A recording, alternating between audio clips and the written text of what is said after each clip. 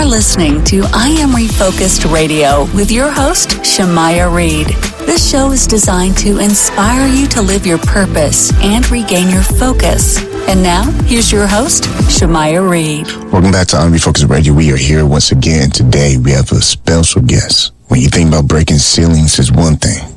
How about leading above them? We have a special guest, Eileen Collins, in the new documentary, Spacewoman. I know you personally. I met you before. I want to say good morning to you. How you doing today? Oh, hi, Shamaya. I'm doing great. It's great to talk with San Antonio. I live in the area, so it's real special for me. Well, I appreciate your time this morning. This documentary was special. I had the privilege to watch it. You said something in there that struck me. You said, until we're tested, we don't know what we are capable of.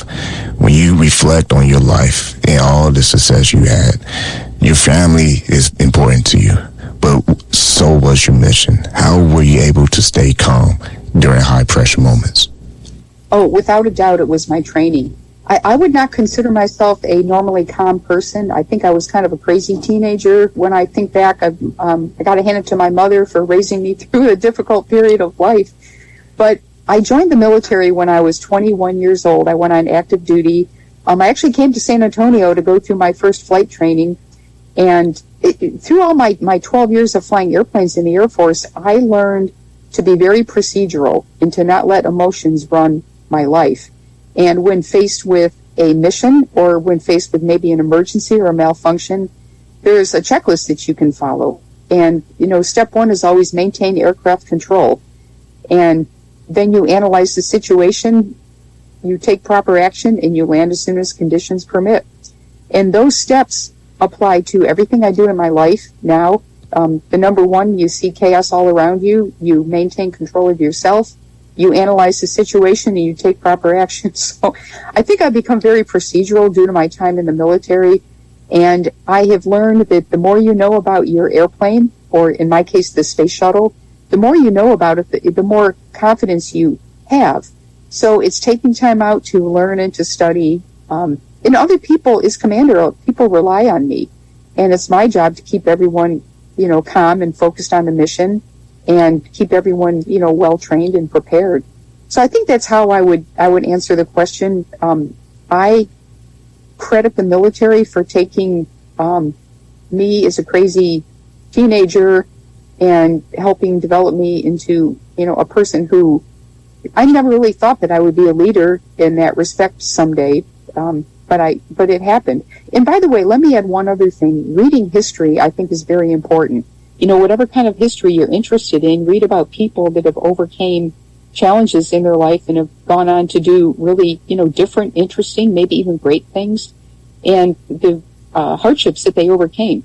And so I think the movie Spacewoman brings out that part of the story in my life, because I came from a very, I'm going to say, family that was on government assistance. That does come out in the film. We lived in government housing. My dad was a big drinker. My parents split up when I was 9 years old. And so it wasn't, like I said, I was a rough teenager. But I was able to overcome that and, I think go on to do what was my dream in life. You think about the human side of greatness. What's something that people, public eye, they don't realize or don't see about the sacrifices that you and your family had to make during your career? Because when you think and reflect on the commanding the return to flight mission, it was very high stakes. How are we able to just keep the glue together for you and your family? I think it begins, so we had this terrible accident. We lost the Space Shuttle Columbia on entry. It was coming home.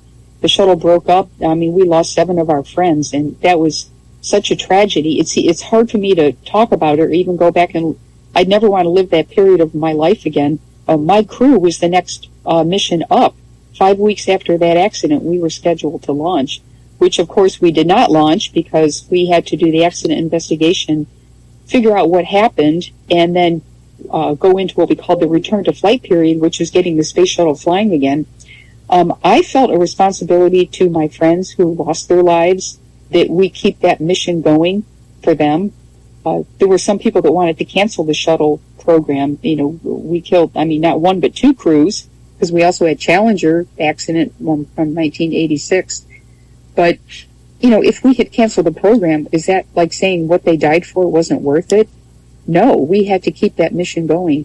So that kind of became my mission, and I found myself thrown into a leadership position that I did not choose, but people relied on me, and I didn't want to let them down. So I think that's what kept me going, and to answer your question, was really caring about the other people in the program, caring about their families, and not just the astronauts, but our flight directors. I mean, they were having a tough time coming out of this accident, our shuttle program management.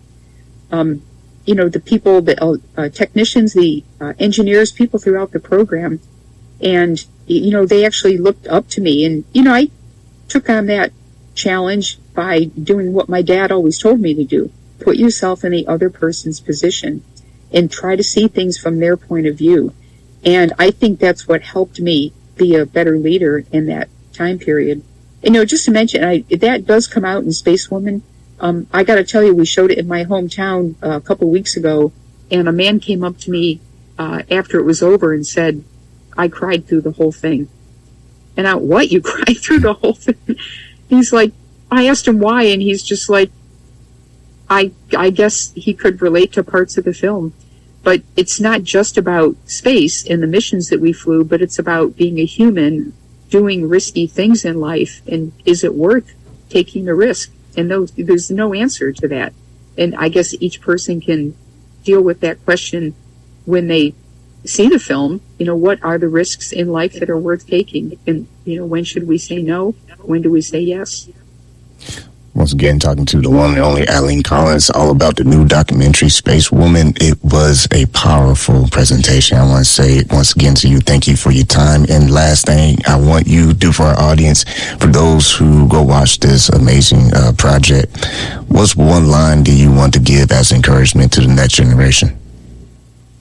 Well, I'm going to say two things. My first line of encouragement is reach for the stars, whatever your stars might be. And the second thing is, Spacewoman is showing on April 4th, Saturday night in San Antonio, and it'll be on the Bitters in Theater, Bitters in 281 Theater. So hope to see you there.